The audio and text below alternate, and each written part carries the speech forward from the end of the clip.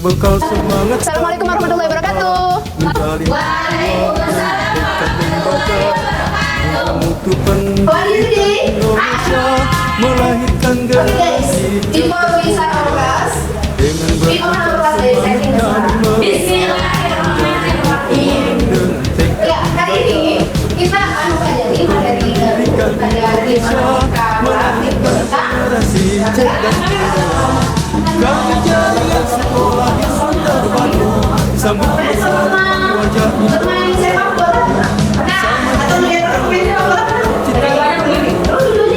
Nanti bisa main sepak bola ya. Apa yang saya ada sama wajah Indonesia bersama tinggikan mata.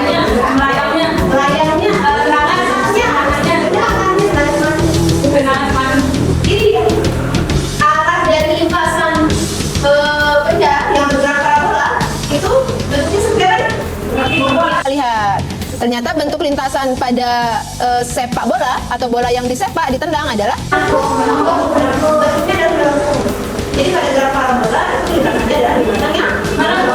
Nah, gerakan dari bola yang melambung itu kan bentuknya melengkung nih. Nah, lintasan yang melengkung ini disebut dengan gerak parabola. Nah, jadi pada gerakan parabola ini nanti tujuan pembelajaran kita adalah kalian dapat menganalisis pengaruh dari sudut elevasi terhadap jarak tempuh benda yang bergerak parabola melalui diskusi dengan benar. Kemudian tujuan pembelajaran yang kedua adalah peserta didik mampu mempresentasikan data hasil percobaannya.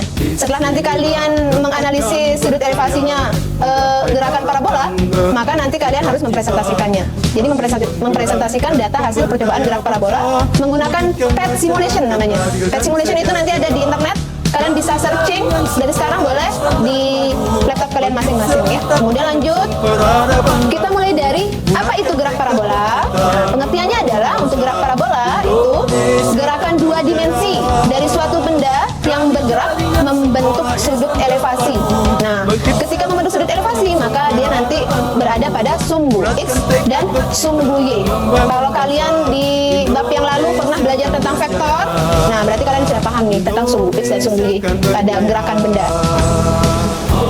Nah, seperti apa itu bentuk lintasan yang ada sudut elevasinya? Ini dia.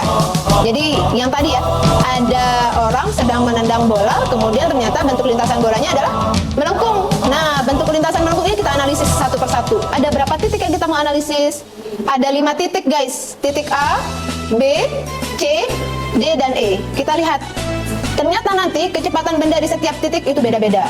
Pertama, di titik A, karena dia membentuk sudut elevasi. Nah, sudut elevasi itu yang ini nih, sudut theta. Nah, karena dia membentuk sudut theta, maka nanti ketika bola itu bergerak, dia akan bisa dihitung di sumbu X dan sumbu Y-nya. Kalau kita lihat, pada sumbu X dikenal gerakannya namanya gerak lurus beraturan.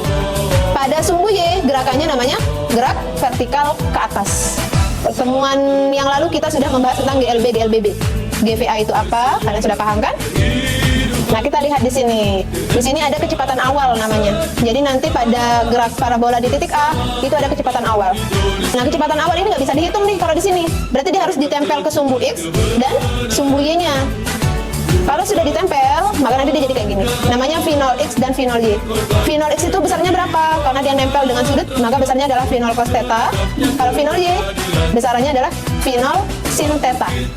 Nah, supaya lebih jelas, saya sudah tulis di papan ya.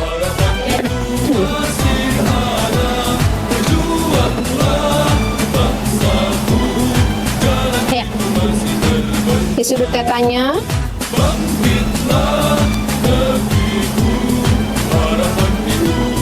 Ini adalah V0.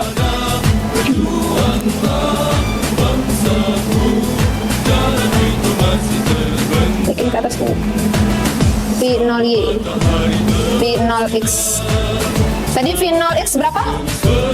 V0 cos theta. V0Y? V0 sin theta. Ingat, kalau GLB nanti gerakannya adalah kecepatannya di sumbu X itu apa guys? Kalau GLB konstan. Tapi kalau pada sumbu Y, karena pada sumbu Y itu berlaku gerak vertikal ke atas, maka nanti kecepatannya berubah-ubah sesuai kondisi titik A, B, C, D, dan E nya. Oke? Ini sudah nih. Titik A itu kita sudah punya V0 X dan V0 Y. V0 X dan V0 Y itu kan tegak lurus. Jadi dia membentuk sudut berapa? 90. Karena dia membentuk sudut 90, berarti V0-nya bisa dicari. V0 sama dengan akar dari V0 X kuadrat ditambah V0 Y kuadrat. Udah. Jadi V0-nya bisa dicari guys. Ini rumusnya. Ini yang titik A. Nanti pada titik B itu di mana? Ketika bolanya bergerak beberapa detik, misalnya dia sekarang ada di titik B di sini nih. Titik B ini bukan titik Hmax. Titik Hmax itu ada di mana? Ada di sini. Apa itu Hmax? Hmax itu adalah ketinggian maksimal yang dicapai benda. Jadi kalau misalnya ada benda bergerak, nah tinggi maksimalnya ada di titik C. Titik C kalau dia dari tanah itu namanya Hmax, tinggi maksimal. Udah nggak bisa lagi naik ke atas. Jadi dia nanti pasti akan turun ke bawah. Tapi kita bahas dulu yang titik B ya. Untuk titik B sama dengan titik A, berarti nanti ada kecepatan yang arahnya ke sini. Namanya Vt. Kenapa pakai Vt? Kalau V0 kan belum ada waktu, jadi kecepatan awal. Kalau Vt itu ada waktunya. Karena ada waktunya, berarti kita lihat nanti di sini ada Vt pada sumbu Y dan Vt pada sumbu X. Vt sama pada sumbu X itu berarti sama nggak dengan V0 X? Kenapa beda? Konstan kan? Berarti sama. Berarti kita pakai yang ini. Tapi V0-nya kita ganti jadi Vt.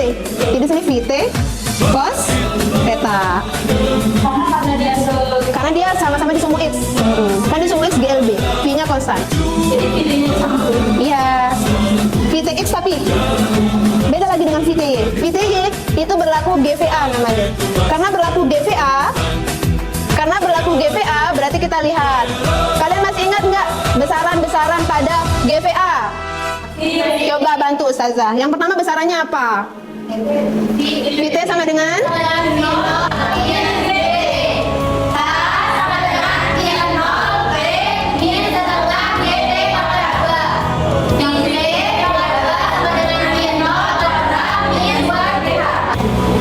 Oke, nah sekarang kita lihat untuk Vty berarti kita pakai rumus yang mana? Pertama, kedua, atau ketiga? Pintar. Kita pakai pertama karena di sini Vty berarti sini kita tulis Y ya. Vty di sini juga finalnya adalah final Y. Udah, kita pakai yang ini guys. Berarti di sini nanti rumusnya adalah Vty sama dengan V0Y min Gt. Udah ketemu nih nilai Vty dan Vtx. Berarti di sini kita bisa cari. Karena membentuk sudut berapa nih? 90. Berarti pakai akar kuadrat. Wah ini kita kehabisan papan guys. Vt sama dengan akar V0 X kuadrat Vt ya. Vtx kuadrat ditambah Vt Y kuadrat. Dah, kita analisis yang ketiga, yang C. Yang C itu pada sumbu Y bisa bergerak lagi nggak? Pada C bisa bergerak lagi nggak ke atas? Tidak, maka kita sebut Vty-nya sama dengan 0 karena udah nggak bisa lagi bergerak. Berarti yang bisa bergerak bisa lagi nggak bergerak ke depan? Bisa, tapi dia menurun ya. Maka disebut di sini namanya Vtx aja. Vtx-nya itu kita sebut sebagai Vtx maksimal. Ini berlaku Vtx saja. Tadi Vtx kan sama dengan Vtx yang di sini, sama dengan V0 X yang di sini ya. Berarti ini juga sama ini. Jadi Vtx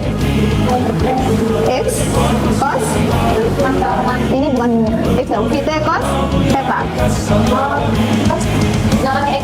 Enggak, kan sudah di sini Vtx pada sumbu X sama dengan Vt cos theta.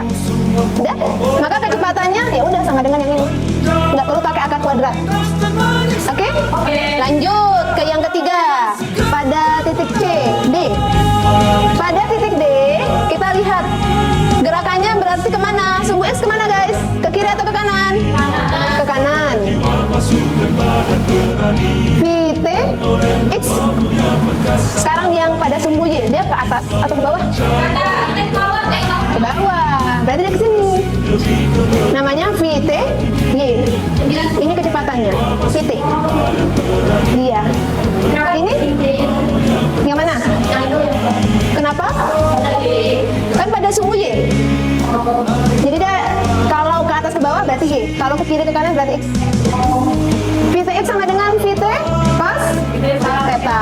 Vty-nya sama dengan GVA. V0Y plus atau minus? Kenapa minus? Minus ini kan kalau misalnya gerakannya itu melawan gravitasi ke atas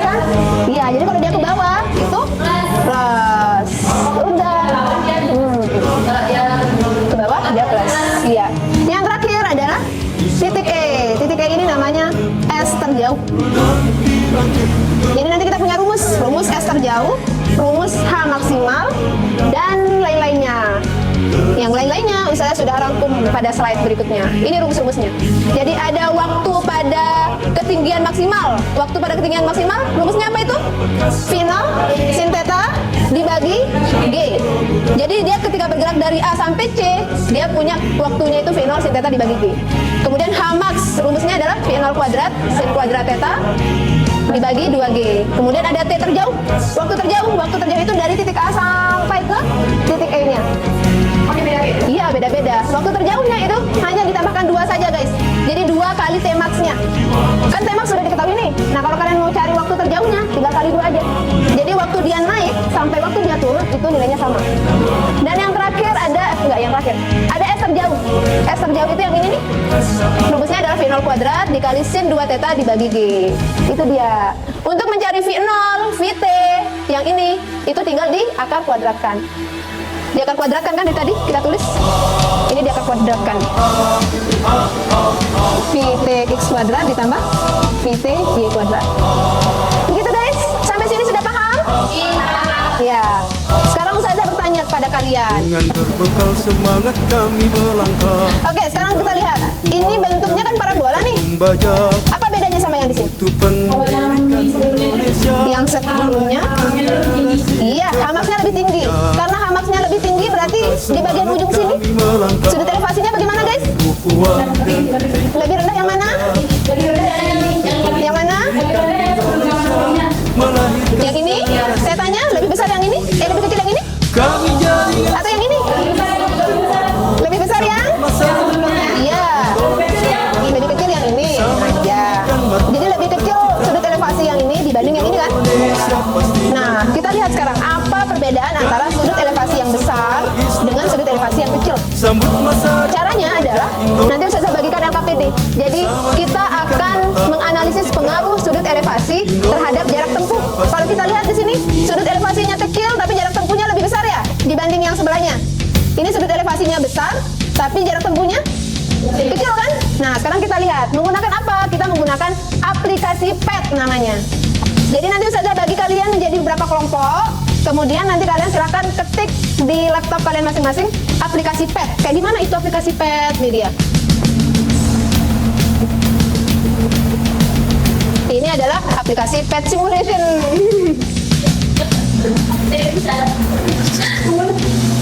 Ini dia.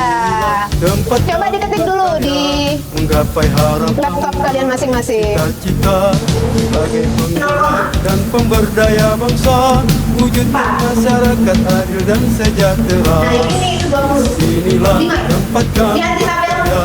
menggapai harapan, meraih cita-cita sebagai penggerak dan pemberdaya bangsa, wujudkan masyarakat adil dan sejahtera. Aku dari dalam 25 dan 19. Bangkit serentak menyongsong peradaban baru, bulatkan tekad bercita membangun bangsa Indonesia berjaya. Kami jaringan sekolah Islam terpadu, bangkit serentak menyongsong peradaban baru, bulatkan tekad bercita membangun bangsa Indonesia akan berjaya. Datang dari sini angkanya. Dari sini nanti angka-angkanya kalian bisa Berjaya. jarak tempuhnya adalah sama. Waktunya 1,25. Oke, itu juga 30. Itu berapa sudutnya? 25. Setelah itu 30 sama caranya itu 11,19.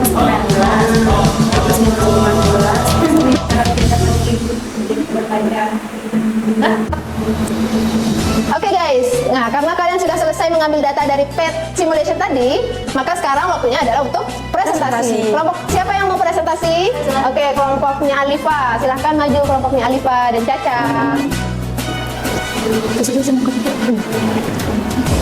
Silahkan boleh dibuka. Assalamualaikum warahmatullahi wabarakatuh.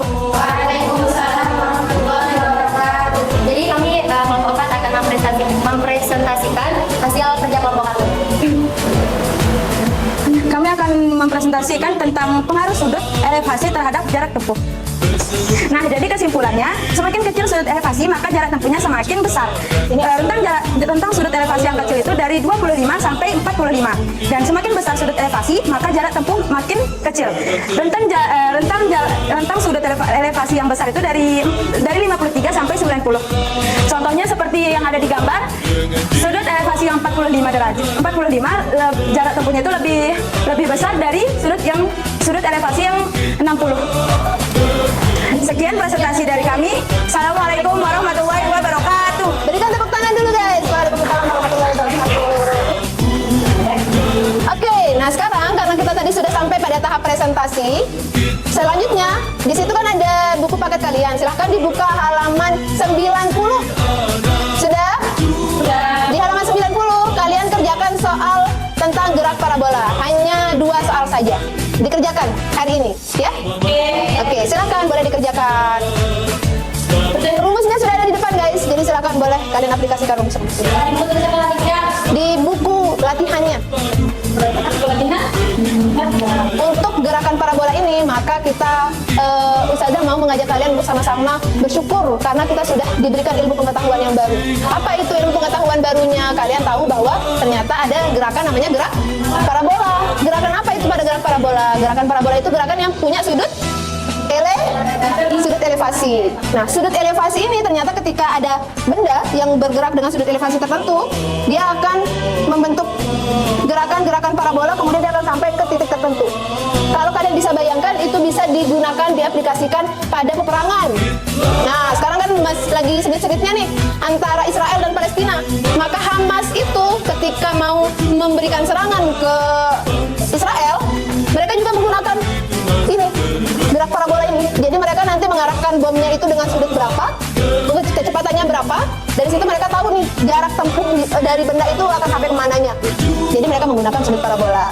Itu ya, itu aplikasinya di dunia. Biasanya ada di dunia peperangan, di dunia olahraga, itu banyak aplikasi tentang gerak parabola. Itu closing statement tentang materi gerak parabola, bahwa pada gerak parabola itu kita bisa lihat nih, kalau misalnya dalam kehidupan sehari-hari kita itu mulai dari nol, dari lahir, kemudian nanti kita mencapai titik kesuksesan, ada di puncak, di Hamas. Kemudian setelah kita sampai ke puncak, maka kita pada akhirnya nanti akan kembali lagi ke nol, kembali lagi ke tanah. Kita akan menjadi orang-orang yang meninggal dunia guys, ya. Jadi dari lahir, kemudian mencapai kesuksesan, kemudian kita akan kembali ke hadirat Allah. Nah, itu dia tentang gerak parabola. Jadi bagaimana caranya kita mensyukuri di setiap titik ini kita libatkan Allah dalam kehidupan sehari-hari kita. Oke guys? Itu dia. Sampai di sini kalian ada pertanyaan? Tidak ada? Paham?